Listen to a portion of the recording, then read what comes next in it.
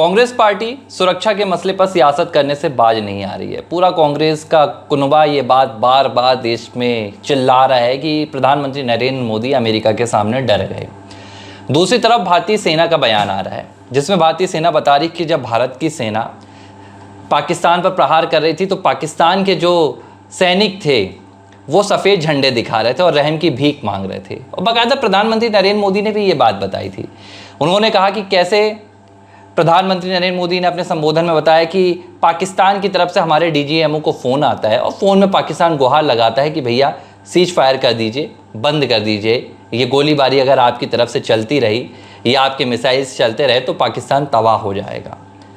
ये तमाम बयान, जहाँ एक तरफ सेना बयान दे रही है, भारत की सेना अपना शौर्य बता रही है, सेना देश का शौर्य बता रही है और सरकार सेना का शौर्य बता रही है। तीसरी तरफ है कांग्रेस पार्टी जिन्होंने दशकों इस देश की सत्ता में राज किया है। कांग्रेस पार्टी एक अलग राग अलाप रही है। कांग्रेस पार्टी कह रही है कि भारत ये युद्ध हार चुका है, भारत पाकिस्तान से ये जंग हार चुका है। भारत ने सिर्फ अमेरिका के सामने घुटने नहीं टेके, कांग्रेस तो ये भी बताना चाह रही है कि भारत ने पाकिस्तान के सामने घुटने टेके हैं। अब सोशल मीडिया पर कांग्रेस एक कविता चला रही है जिसमें कह रही है कि इंदिरा गांधी आकर नरेंद्र मोदी से कह रही हैं कि भैया बेटा नरेंद्र झुकना नहीं था। एक बात बड़ी समझ से परे है कि दुनिया में ऐसा कभी नहीं हुआ कि एक परमाणु सशक्त देश पर किसी दूसरे परमाणु सशक्त देश ने उसके देश के भीतर घुसकर उसके एयरबेस उड़ा दिए हों। ये इंदिरा नहीं, ये बल्कि दुनिया की कोई प्रधानमंत्री नहीं कर पाई थी। इंदिरा गांधी का सम्मान है, देश में आज भी उनका सम्मान होता है, लेकिन दुनिया का दूसरा ऐसा कोई प्रधानमंत्री नहीं है या दुनिया का दूसरा कोई देश नहीं है जिसने ये करके दिखाया हो। क्या उस प्रधानमंत्री के लिए इस तरह के शब्दों का इस्तेमाल करना उस देश को कमज़ोर नहीं करता? नहीं, वो प्रधानमंत्री के लिए थोड़ी कर रहे हैं, आप इसको समझिए ना। वो तो देश के खिलाफ ही जा रहे हैं ना। ऐसे संकट के वक्त में जब हम जंग के मुहाने पर खड़े हैं और हमारी सेना ने परास्त कर दिया, पाकिस्तान के सैनिकों को पूरी तरह से पछाड़ दिया, आतंकवादियों का कत्लेआम मचा दिया हमारी भारतीय सेना ने जाकर, और भारत को एक सुरक्षित मुहाने पर पहुंचा दिया। नहीं तो हालात तो युद्ध के थे और उसके लिए भारतीय सेना पूरी तरह से तैयार भी थी। लेकिन पाकिस्तान जब हाहाकार मचा तो पाकिस्तान के जब वहाँ के लोग थे, वहाँ के जो सैनिक थे, वहाँ जो भी जैसे भी लोग थे, वो सफ़ेद झंडे दिखाने लगे। सफ़ेद शांति का प्रतीक होता है, हमें माफ़ कर दो। तो हमने नहीं किया। डीजीएमओ को फ़ोन तो वहीं से आया ना, ये तो ऑफिशियल है ना कि रोक दीजिए, आप सीज फायर कर दीजिए, तो हम रुक गए। हमें कभी युद्ध करने की नीयत से थोड़ी था, हमें तो ये मतलब था कि जिन मुहिम मारा थे में हमारे, जिन्होंने हमारे नागरिकों की हत्या की है हम उनको मारेंगे। ये तो राजनाथ सिंह ने कह ही दिया था। और ऑपरेशन सिंदूर का मतलब आप समझिए, सिंदूर जिसने हमारी माताओं के, बहनों के सिर से पोंछा है, उनकी हम हत्या करेंगे, उनको हम मारेंगे। उसमें कौन सी बात है? बदला तो लेना ही चाहिए। बदला कौन नहीं लेता है? हम शांत थोड़ी बैठेंगे। अगर ताकतवर है तो हम उसका प्रयोग करेंगे। योगी साहब कहते हैं कि अगर आप ताकतवर हो तो आप अपने प्रहार का जवाब देना जानोगे। हमने उसका जवाब दिया। अब ये कहानी, और आप को तो मौके की तलाश थी ना। अरे कौन बेवकूफ़ टाइप की बात कर रहा है? क्या बेवकूफ़ी वाली बात हो रही है यहाँ पर? सीधा सीधा बोलूँ, गोली मतलब हम गोली मारने से पहले बताने जाएंगे कि हम आपको गोली मारने वाले हैं। एक छोटा सा बच्चा भी जो होगा लड़ाई करने जाता है ना कि मैं तेरे को मारूंगा, ऐसा नहीं बोलेगा वो कभी भी। ठीक है, प्रहार जो होता है ना अचानक ही किया जाता है। देखिए, जिस तरह की बातें कांग्रेस कर रही है कि इंदिरा गांधी ने तब अमेरिका को जवाब दे दिया था, मेरा एक सीधा सा यहाँ पर सवाल है कांग्रेस पार्टी से कि क्या भारत ने जवाब नहीं दिया? भारत के प्रधानमंत्री नरेंद्र मोदी ने खुलकर कहा कि जब पाकिस्तान भारत के पैरों पर आकर गिरा तो हमने सीज फायर किया।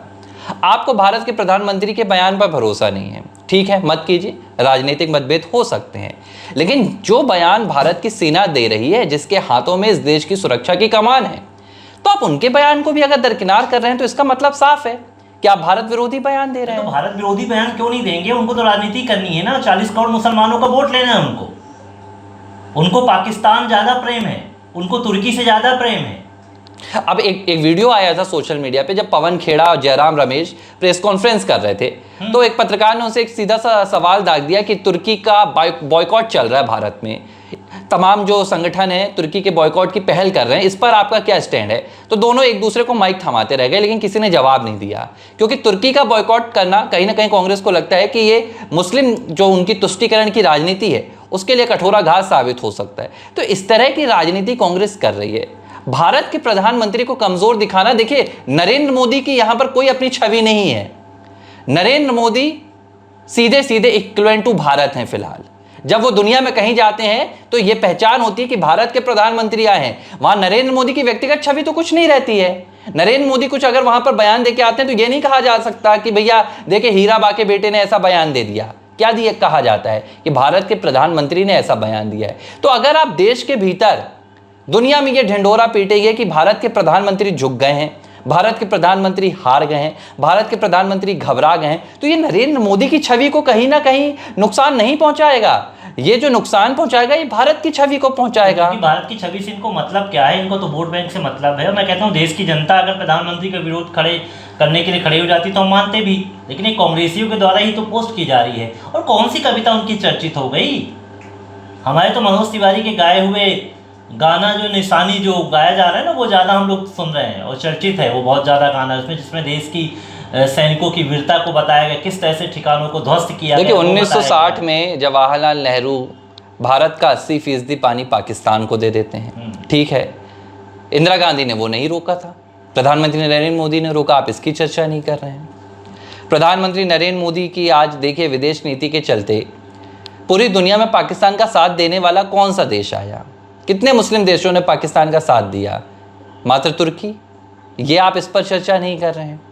और अमेरिका के राष्ट्रपति जिनके खुद के बयानों से अमेरिका के नागरिक इत्तेफाक नहीं रखते हैं, जिनके खुद के बयानों को अमेरिका की सरकार नहीं समझ पाती है, कभी वो कुछ बयान देते हैं, कभी वो कुछ बयान देते हैं, कभी कहते हैं कि हमने भारत के बीच में मध्यस्थता की कोशिश की और हमने सीज फायर करा दिया, अगले दिन जाकर अपने बयान से पलट जाते हैं कि मैंने सीज फायर नहीं कराया है, मैंने बस यहाँ बातचीत की थी, फिर अगले दिन कुछ बयान देते हैं। तो क्या एक बाहरी व्यक्ति के बयान से आप देश के सरकार को, देश की सेना को कमतर आंकने लगेंगे? तो कमतर तो आके ही है ना। शुरू से इन लोग के यही नाटक हो गए, राजनीति के इस स्तर पर पहुंच चुके हैं कि प्रधानमंत्री को निशाना नहीं बना रहे हैं, भारतीय सेना को निशाना बना रहे हैं। इनके अंदर तो बिल्कुल पेट के अंदर कुछ और ही पल रहा था जब ये बैठक में गए थे, सर्वदलीय बैठक में। इनको तो मौके की तलाश थी, मतलब युद्ध को रोकना। अब युद्ध कहाँ हमने शुरू किया था, कहाँ पर हमने कहा था कि हम युद्ध करने के लिए जा रहे हैं? अरे सीज फायर तो होना ही होना था ना।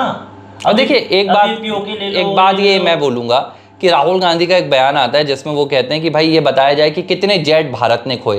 तो क्या सेना हिसाब दे कि उसने कितनी गोलियां चलाई, कितनी उसकी बंदूकें चली, कितने उसके तोप चले?